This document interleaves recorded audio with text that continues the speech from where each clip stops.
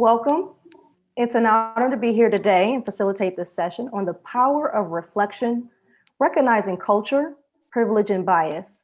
Today's session will be presented by Cindy Caldwell and myself, Bijane Kareem. So a little bit about us. We decided to present ourselves as our identity boards, and usually we do this individually, but because we are doing this together, we wanted to just tell you a little bit about the commonalities that Bijane and I share and what brings us to this work. So Bijane and I not only have the pleasure of working together, but we've really had an opportunity to become friends. And part of that friendship is building our professional learning network. So as you can see, we also like to have fun while learning. And the photo of us in the upper left-hand corner is us at the Learning Forward annual conference. That was in Orlando.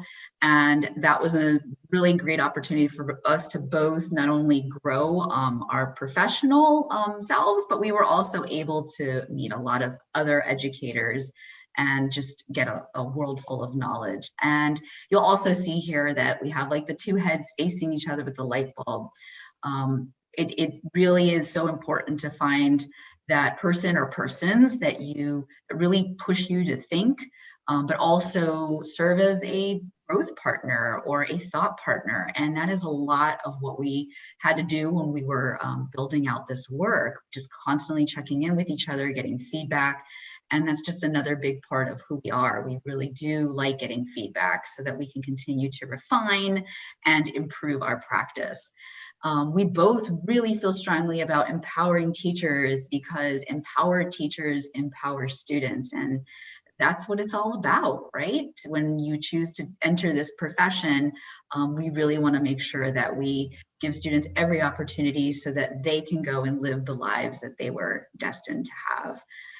We are looking at on the right hand side at our giving tree graphic here. This is one of our favorites. I know you've probably seen others like it, but what we have always found is they stop at equity. And it is the goal is equity, but at the end of the day, we have a lot that we have to work on and a lot to fix. And so the extra piece that we always like to add to this is the justice, to really fix what has been wrong. And we certainly are trying to do this with the work that we're doing as well. We both believe Black Lives Matter. We feel very strongly about this. We always want to make sure that we put that out there and that, we want to continue to work on ourselves and to continue to push the message out. And again, that's part of what was behind some of the work that we're going to be sharing with you today. And of course, we have our student agency, student voice, collaboration. That's what we're all about as well. We really are not about the stage in front of the stage. We really are about talking to each other. So this opportunity to do this webinar is very unique, but we hope that it doesn't stop with just the 20, 30 minutes that you spend with us in this session. We want you to reach out. We want to continue the conversation, and we do look forward to hearing from you. And then last but not least, we do have the Learning Forward Standards for Professional Learning. We always tie our work back to those standards because we know that that is what the research has shown is a best practice. And even regardless of the research, good teachers know what good teaching is like. And at the end of the day, we are teachers. And so that's just a little bit about us. And we're going to go ahead and continue. And just a little bit of the background as far as the rationale for the work. And we're going to be just scratching the surface, if you will, with some of the information that we're sharing with you today. This is obviously something that is ongoing and cannot be solved in the next 20, 30 minutes, but we did want to share who we referenced when we were building out these modules. And so, of course, going back to a lot of the CRE experts and CRTP experts, culture responsive teaching, we feel like is to not only bring in the cultural capital that students bring and leveraging that in the classroom, but really creating these safe and supportive environments by incorporating student voice, but also being very aware that the practitioner, the educator in front of those students has really done a lot of self-examination themselves and understand their own identities so that they can do a much more effective job at incorporating the cultural identities and backgrounds of the students in their classrooms. So again, if you are interested in learning more about where we've pulled out some of the research and the components of what we're going to be sharing with you, these are the folks that you're going to want to go to. Thank you, Cindy. That was a nice grounding into the session for today on the power of reflection. And so here we have a graphic that we want to highlight to note that culturally responsive teaching and practice is not a one-stop shop. It's not a silver bullet or a magic pill. It's really deep work that takes place at various levels. And as you see here, according to the chart by the IDRA EAC South, which is an equity assistance center serving schools in the US South to protect students' civil rights, you have different pillars here. And here you see 4. And so you see culturally responsive practices, culturally responsive pedagogy, educators, leadership, and students. And so as Cindy said, we're going to scratch the surface today, and we're going to focus on building classroom relationships and how that and where that starts, but also note that culturally responsive practices go beyond these 4 critical levels. So think about culturally responsive districts, culturally responsive school communities, as well as culturally responsive practices and policies and decision makers. So it goes well beyond these 4, but these are just 4 that we want to start with. And then also to let you know that we're going to touch on building classroom relationships. So of course, before you look externally, we always have to start with the self first. So we have a famous quote by Lauryn Hill, who is an R&B singer, and a line from one of her songs is, "How you gonna win when you ain't right within?" So I want you to take a moment and to think about that phrase, that question, and what does that say to you? How are you gonna win when you ain't right within? What does that mean for you? How do you interpret that message and that statement? And how would that apply to your practices as an educator?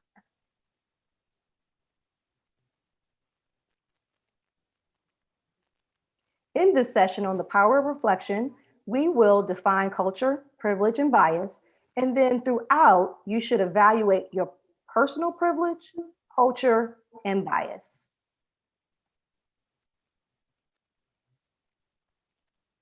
So to get us started on the power of reflection, developing those classroom relationships and starting with the self, this is what we call the 3 R's to culturally responsive practices. So this is what we call the pre-primer to being an effective culturally responsive teacher. And so typically our session goes over all 3, but for today's sake, we will focus on the recognize portion.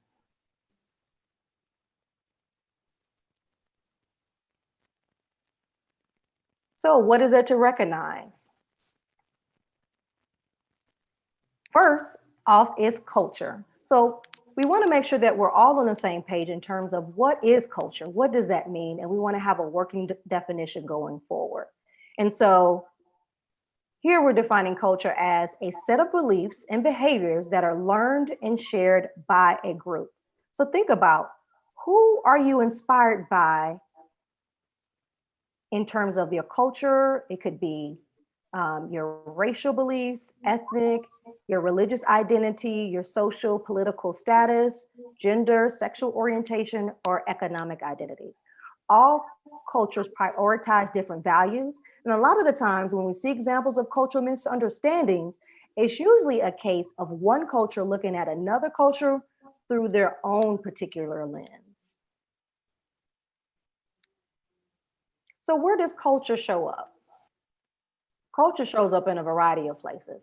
So think about national culture or regional culture. So you're based in the United States, and think about the United States as a place, and think about the culture of Americans, so to speak, right? Also regional culture. So we're Cindy and I are based in the eastern states of the United States. So there are regional cultures that may be different from the Northeast or the Northwest. There's also local cultures, ethnic and racial cultures, linguistic cultures, family dynamics and family culture, right? What your family does maybe for the holidays may be different from another family, and that's all a part of their cultures, what they learned and shared with each other.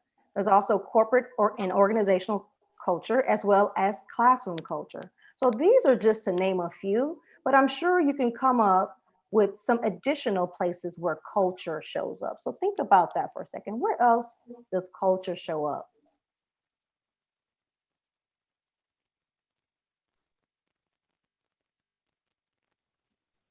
All right, so you have a moment to think about where culture shows up at a macro and a micro level. So let's unpack culture a little bit more. So we talked about what culture is, where it comes up, and let's take a look at the different levels of culture. So here's a tree, and we have three main parts that we want to look at. We want to look at the top part, the branches, we want to look at the trunk, and we also want to look at the roots that are deeply embedded in the soil and in the ground.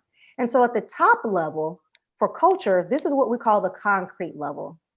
These are observable elements, things such as food, dress, music, and holidays.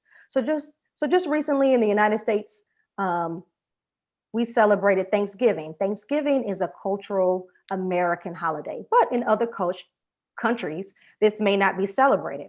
Also connected at this concrete level is a low emotional charge. So if someone questions the holiday or the dress or the music, usually it doesn't express an intense emotional reaction or response to that. But let's move down a little bit further to the tree trunk, right? And so at this level of culture, this is where we call the behaviors. These are unspoken rules and social norms that have been learned and shared. So, for example, non-verbal communication and what to do with eye contact. Should you look someone in the eye? Should you not look someone in the eye? Personal space, parenting, handling of one's emotions and others' emotions, even concepts of time. These are all what we call behavioral levels, behavior cultures. And these, if these come into question, they start to produce more of a strong emotional charge. So if someone question those, someone can react more strongly versus at the concrete level, questioning music or holidays. And then if we go below the surface, deep into the soil, underground, this is what we call the symbolic part of culture. This is abstract, these are values, these are core beliefs of a cultural community. And so these include worldview, views on spirituality, values about fairness, what is fair, concepts of self, decision-making abilities, as well as cultural archetypes.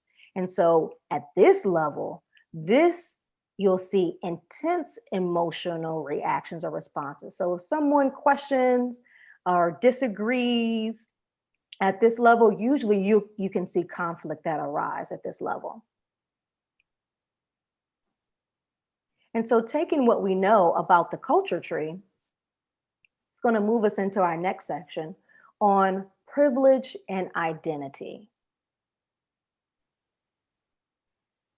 For privilege and identity across the nation, children of all backgrounds are experiencing a time in which decisions about race, gender identity, sexual orientation, religion, and culture are at the forefront of everyday lives, right? And many people avoid these conversations because of what we mentioned from the culture tree. They fear these conversations about race and bias and racism because they lead to feelings of discomfort or guilt or anger, sadness, and at even times disrespect. While many Americans may not view themselves as privileged because of their economic or social status, the advantage of being in the majority racial group is real, even if it's often hidden. So, for example, others on the side of disadvantage are usually clear about the privilege or the lack of their privilege, while those with privilege are usually socialized to not notice. And this is often perpetuated by systemic and intentional policies and sanctioned procedures and practices. So just think about your identity is shaped by your culture in your personal experiences, and these factors influence your beliefs and how you interact with others. So think about that just in terms of you being an educator. How does your privilege and your identity show up in your classroom? And so, as a grounding, we are defining privilege as a special advantage or entitlement used to one's own benefit or to the detriment of others. And so, what we would like for you to do is to take a look at the identity wheel on the right. It has a variety of different identities in which some offer you privilege over others. So there's education, there's age, is your appearance, income, religion, all these different identities. And think about what part of your identity gives you an advantage. It gives you privilege, it gives you power. So take a second to reflect on that. And once you've reflected on it, we'd love for you to go to tinyurl/my ID 2020 and to list your top 5 identities that you feel give you an advantage. Note that this is completely anonymous, but once you click through and submit your answers, you'll be able to see the others that have participated and their responses as well.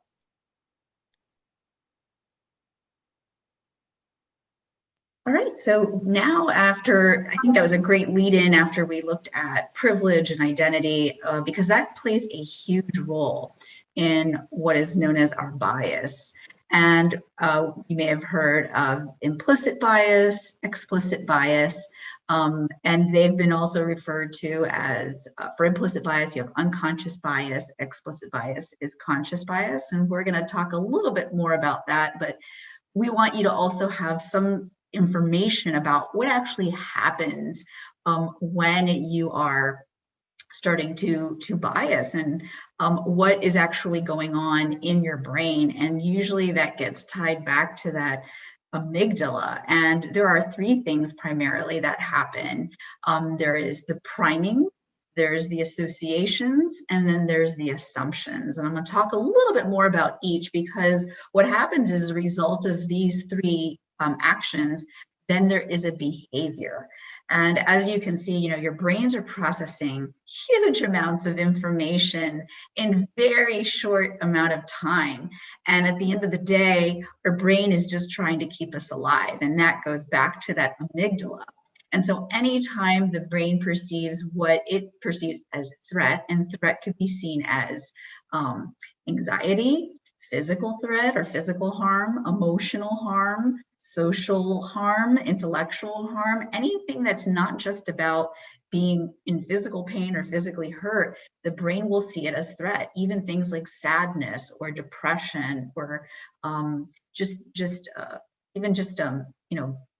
hurt feelings, and the brain doesn't see it other than anything else but threat.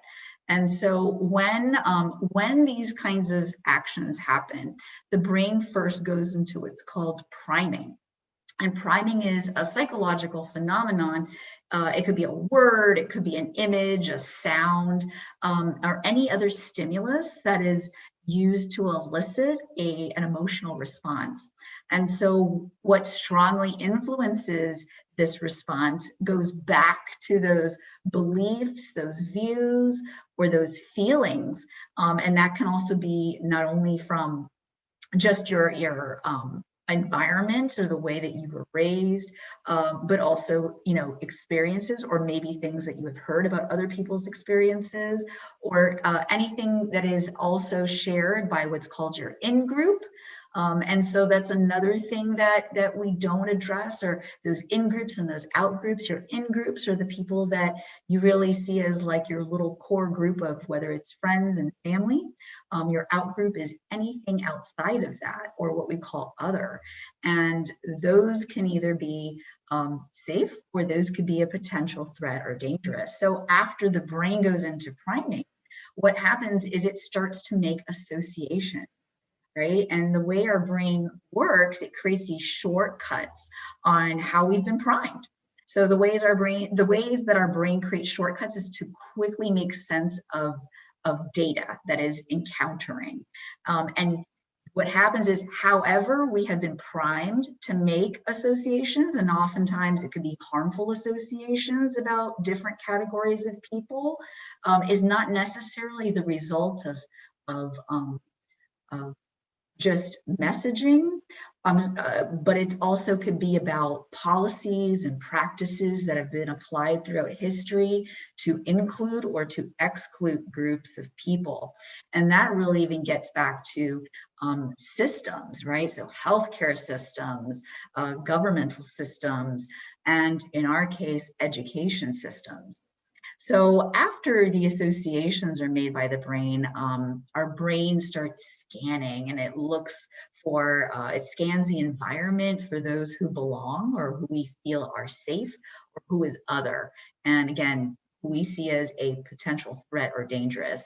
And those that we come in contact with or those that we categorize as belonging or threatening is usually learned as a result of these structural inequities, going back to those systems, right? And also the messaging that we've received about categories of people. And that messaging comes from a lot of places, your family, your in-group, media, social media, you know, these, and even just recently just learning about how sometimes even in print, in the newspaper, you know, I think we keep hearing the term with like things like fake news and what is real and what isn't. So these harmful associations that we begin to carry or that we do carry can lead us to make assumptions.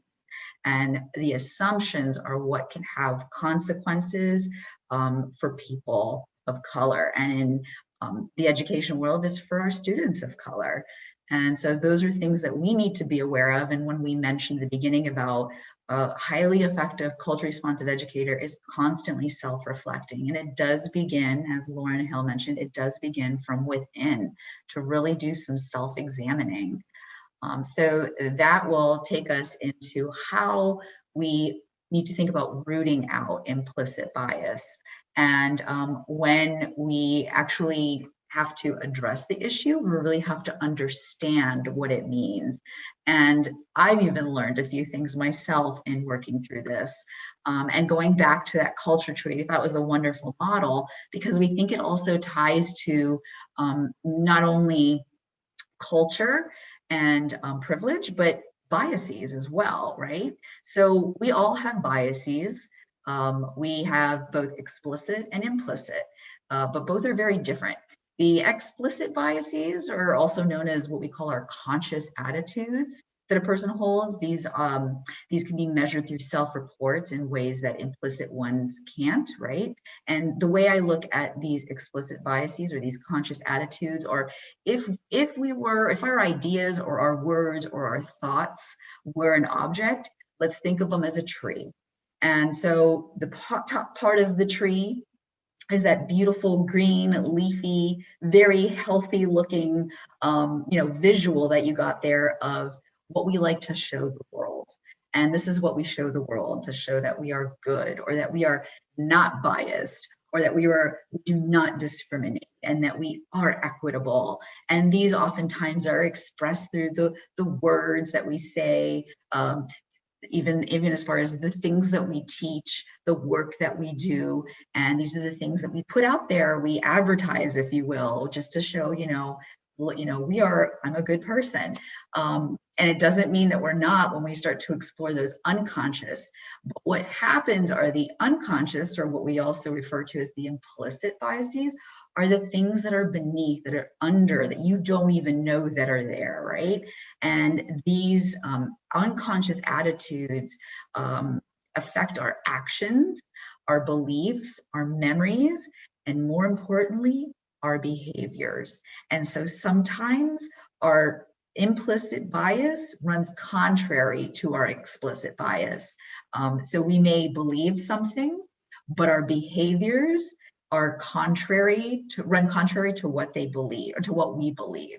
And so going a little deeper into this, there is some characteristics that we want to address when we do talk about implicit bias. So they operate at the unconscious level, which means we don't know that we have them, right? Also, they run contrary to our conscious beliefs. And so a great example of this was something that I had read about a school administrator who said that they were deeply committed to building up their students, that every child in their school was deserving of a world-class education, a fair and equitable education. And at the very core of this administrator, they believed that. Yet when you looked at their ODR data, it was showing that they had a disproportionate amount of students of color that were suspended at that school or expelled from that school. So again, school administrator believes wholeheartedly in his principles. However, unconsciously, their behavior is inconsistent. And so they're not even aware that despite what they say, their actions, their behaviors, and what happens in a school is the responsibility of that school administrator. The buck stops with them, right? It's those behaviors are running contrary to their conscious or to his conscious beliefs. So, and then the last characteristic regarding implicit bias is that they are triggered by rapid and automatic mental associations. And this is where we have to really be mindful of what's actually happening in our brains when these things happen. And doing a lot of metacognitive thinking, like thinking about our own thinking, like, why did I go there? Why did I feel that, right? And these rapid automatic mental associations usually are attributed to things like people, to ideas, objects, and the attitudes and stereotypes that we hold about those people and those ideas and those objects. And so what do we need to do in order to debias, to kind of break down those biases? And we have to be aware the work is forever. It doesn't stop. There is no final product. You can never arrive at your most unbiased self. It is just not possible. So the work is forever work, but it's worthwhile. And so what do we need to do as educators? And we've pulled a lot of the research from the New America policy piece on culture responsive education. And one of the competencies that they address are recognizing, reflecting on your own cultural lens. We often think about what can we do in classrooms to fix the children? And that's not the approach that we need to go. And it really is, what do I need to do as an educator or as a school leader or as a superintendent to recognize and reflect on my own cultural lens? And so highly effective culture responsive teachers routinely reflect on their own life experiences, their membership in various social groups, and they ask themselves how these factors influence their beliefs about cultural diversity. They also understand that they, like everyone else, can unwittingly adopt societal biases that can shape the nature of their interactions with students, with families and colleagues. So this is why highly effective, good culture responsive educators actively work to develop their cultural competency, their understanding, sensitivity, appreciation for the history, values, experiences of other cultures. They understand how to leverage the cultural capital of their own students in those classrooms. And they understand that becoming more culturally competent means being able to view student behavior through not only their own cultural lens, and that they need to engage in these critical conversations about stereotypes and prejudices, and to challenge them when encountered, right? Using their privilege, their platform to speak, to advocate, to be a true ally. And highly effective culture responsive educators continuously explore self-awareness about their ethnic and racial identities. They do this through guided reflection. Maybe it's reflective journaling, and even just having discussions, whether it's with colleagues, folks outside of their school buildings. They're constantly working on themselves and exploring their self-awareness. And that brings us to one of the other competencies that I had mentioned before in the policy paper about recognizing and addressing bias in the system. So we, oftentimes people will relate challenges with students and families as their own failings or gaps or deficiencies rather than the outcomes that were perpetrated by systematic and intentional policies and sanctioned procedures and practices. And so culture responsive teachers constantly seek to develop their understanding of how social markers influence the educational opportunities that learners receive, right? Or in some cases don't receive. They're constantly questioning, not only the systems, but leadership or even just examining the places within and the folks that are around them. So where are the best teachers assigned? Which students take advanced courses and where are the resources allocated? Those are just a few of the questions that culture responsive teachers do ask. They also engage with literature and professional learning opportunities to continue to learn, to grow about how institutional racism and other forms of bias at an institutional level can result in disadvantaging some groups of learners while privileging others. And they're informed about institutional bias and accept that not all learners are equally rewarded for their hard work. They constantly advocate for disruption of harmful school district level practices, policies, and norms. And they also advocate for student agency, for parent agency, and community agency.